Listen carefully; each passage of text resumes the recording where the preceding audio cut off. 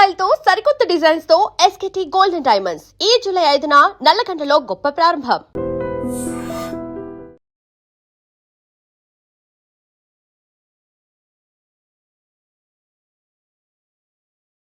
నమస్తే, welcome to I dream. నేను వలి.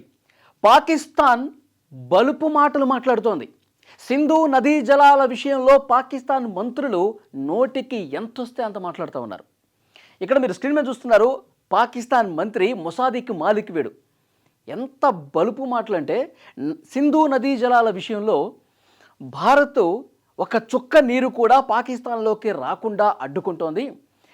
పాకిస్తాన్కి నీళ్లు రాకుండా వీళ్ళు అడ్డుకునే ప్రయత్నం ఇదే విధంగా కొనసాగితే, ఎందుకంటే భారత్లో ప్రధాని ఆపేందుకు చాలా సీరియస్గా ప్రయత్నం చేస్తూ ఉన్నాడు. 2028 కల్లా పాకిస్తాన్కి సింధు నదీ జలాలు అసలు పూర్తిగా రాకుండా ఒక ప్రయత్నం అక్కడ జరుగుతుంది.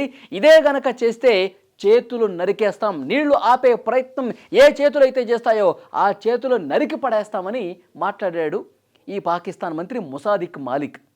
ఎంత బలుపు చూడండి. అంటే భారతదేశం మీద అక్కసు వెళ్ళగక్కటం, భారతదేశం మీద విషపు కూతలు కూయటం అనేది వీళ్ళంకా ఆపరు. ఇది కంటిన్యూ అవుతూనే ఉంటుంది. ఇంకేమంటారు, సైనిక చర్యకు కూడా దిగుతాం, మీరు సింధు నదీ జలాలను ఆపితే మళ్ళీ యుద్ధం చేయడానికైనా సిద్ధమే అని చెప్పి మాట్లాడతారు. యుద్ధం చేస్తే పరిస్థితి ఏ విధంగా ఉంటుందో ఒకసారి రుచి చూపించాం మనం. మళ్ళీ వీళ్ళకి బుద్ధి రాలా. ఒకవేళ యుద్ధం స్టార్ట్ అయిపోతే అసలు పాకిస్తాన్ని ప్రపంచ పటంలో లేకుండా చేస్తామని చాలా సీరియస్గా మన రక్షణ మంత్రి చాలా క్లియర్గా స్ట్రైట్గా మాట్లాడారు. నిజంగా అలాంటి పరిస్థితే కొని తెచ్చుకుంటుందా పాకిస్తాన్? వీళ్ళ మాటలు చూస్తుంటే అలాగే ఉన్నాయి. అసలు సింధు నదీ జలాలను ఎందుకు ఆపాం? కానీ ఒకసారి మనం రివైండ్ చేసుకుంటే, పెహల్గాం ఉగ్రదాడి అండి. పెహల్గాం ఉగ్రదాడితో 21 మంది అమాయకులైనటువంటి భారతీయుల్ని ఆ పెహల్గాం లోయలో ముష్కరులు ఉగ్రవాదులు చొరబడి పాయింట్ బ్లాంక్ మీద గన్ పెట్టి కాల్చి చంపేశారండి. భార్య ముందు భర్తని, అలాగే చిన్నపిల్లలు ఉన్నారు, వాళ్ళ పిల్లలు ఉన్నారు, ఆ పిల్లల ముందు వాళ్ళ తండ్రిని, ఆ తల్లి ముందు ఒక కొడుకుని ఎంత దారుణంగా ఉగ్రవాదులు పెహల్గాం లోయలోకి చొరబడి చంపేశారు. ప్రపంచంలో ఉన్నటువంటి అన్ని దేశాలు కూడా పాకిస్తాన్ ప్రేరేపించినటువంటి, ప్రోత్సహించినటువంటి ఉగ్రవాదులు భారత్లోకి చొరబడి ఏ విధంగా మారణకాండ చేశారో ప్రపంచం మొత్తం చూసింది. ప్రతి భారతీయుడి గుండె కూడా రగిలిపోయింది, రక్తం మరిగింది ఆ సమయంలో. దానికి ప్రతీకారంగా కదా మనం ఆపరేషన్ సింధూర్ చేపట్టాం. వాళ్ళ భూభాగంలోకి చొచ్చుకొని పోయి మరి వాళ్ళు పెంచి పోషిస్తున్నటువంటి ఉగ్ర మూకర స్థావరాల్ని నామరూపాలు లేకుండా చేసేసాం. ఇంకా వాళ్ళకి బుద్ధి రాలేదు. బుద్ధి రాకపోగా మళ్ళీ మన మీద వాళ్ళు ఈ విధంగా పెచ్చుమీరి మాట్లాడుతూ ఉన్నారు. అప్పుడే కదా మనం సింధు నదీ జలాలని ఆపేశాం. సింధు నదీ జలాల ఒప్పందం 1960లో జరిగింది. అప్పటి నుంచి కూడా వాటర్ వెళ్తూ ఉన్నాయి మన దేశం గుండా. వాళ్ళ దేశానికి సింధు నదీ జలాలు, సింధు దాని ఉపనదుల యొక్క జలాలు ప్రవహిస్తూ ఉన్నాయి. కానీ పాకిస్తాన్కి అసలు ఈ విధంగా చేస్తే బుద్ధి రాదు. నీటి కటకట తెలిస్తే పాకిస్తాన్కి అప్పుడు వాళ్ళు దారిలోకి వస్తారని చెప్పి మనం క్లియర్గా ఆ ఒప్పందాన్ని నిలిపివేస్తూ మనం ఒక నిర్ణయం తీసుకున్నాం.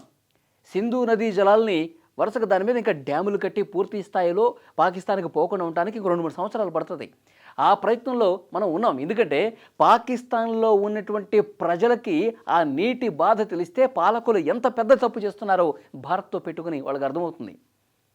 ఎస్, సింధు నదీ జలాలు నిజంగా మనం కట్టడి చేసేసి పూర్తిగా ఇక్కడ మనం డ్యాములు కట్టేసి ఒక్క చుక్క కూడా పాకిస్తాన్ లోపలికి ఎంటర్ కాకుండా మనం సీరియస్గా ప్రయత్నం చేస్తే మళ్ళా మాడిపోద్దండి పాకిస్తాన్. ఎందుకంటే అక్కడ ప్రధానమైనటువంటి పంటలు కావచ్చు, సాగునీటి అవసరాలన్నీ కూడా సింధు నదీ జలాలే ప్రధానమైనది.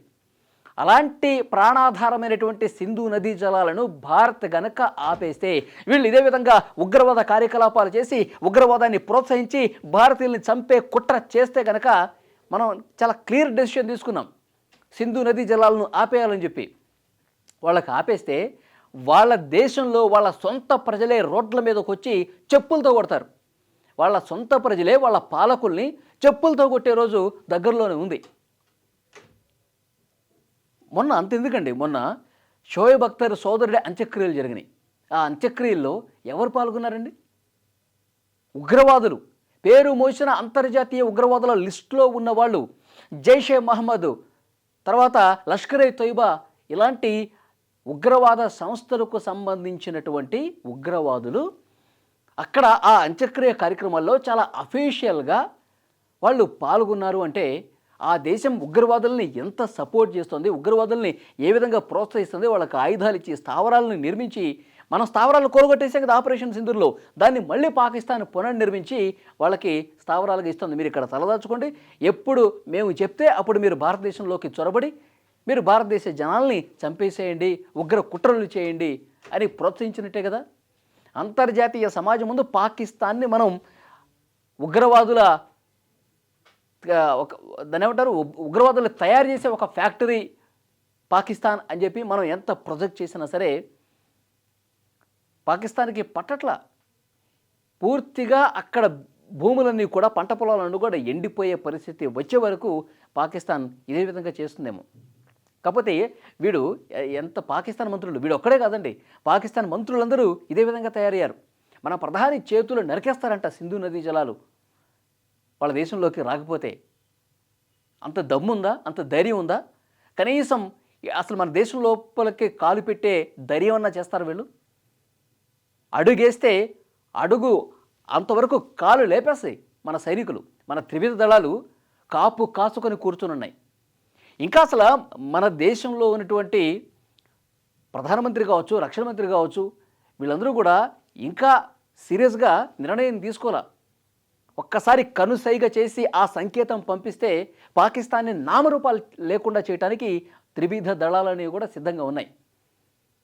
పాక్ ఆక్రమిత కశ్మీర్ను ఎప్పుడెప్పుడు స్వాధీనం చేసుకుందామని చెప్పి మన బలగాలన్నీ కూడా చాలా చాలా ఆకలితో వెయిట్ చేస్తూ ఉన్నాయి. కానీ మన పాలకుల నుంచి మనకింకా ఆ రకమైనటువంటి సంకేతం రాలా. నిజంగా అలాంటి నిర్ణయం వస్తే, ఒకవేళ యుద్ధం చేసే పరిస్థితి వస్తే పాకిస్తాన్కి ఇంకా వేరే ఆప్షన్ లేదు. మన కాళ్ళ మీద పడి వేడుకోవటం తప్ప వాళ్ళకి ఇంకా ఆప్షన్ లేదు. అలాంటి పెద్ద యుద్ధం భవిష్యత్తులో రాబోతుంది. ఎందుకంటే సింధు నదీ జలాల విషయంలో వీళ్ళే చెప్తా ఉన్నారు, మేము యుద్ధం చేయడానికి కూడా సిద్ధంగా ఉన్నాం, మీరు ఆ నీటిని ఆపితే యుద్ధ రంగంలోకి దిగుతాం, అణుబాంబులు ఉన్నాయి, ఇవన్నీ వీళ్ళు మాట్లాడుతూ ఉన్నారు. నిజంగా యుద్ధం చేసే పరిస్థితి వస్తే ఎవరి బలం ఏంటి, ఎవరి సత్తా ఏంటి, ఎవరు ఏం చేయగలుగుతారో ఆపరేషన్ సింధూర్లో ఒకసారి రుచి చూశారు. కాబట్టి ఇలాంటి పిచ్చి పిచ్చి మాటలన్నీ కూడా మానుకోకపోతే వాళ్ళ దేశంలో ఉన్నటువంటి ప్రజలే వెంటబడి కొట్టేటువంటి రోజు డెఫినెట్గా వస్తుంది.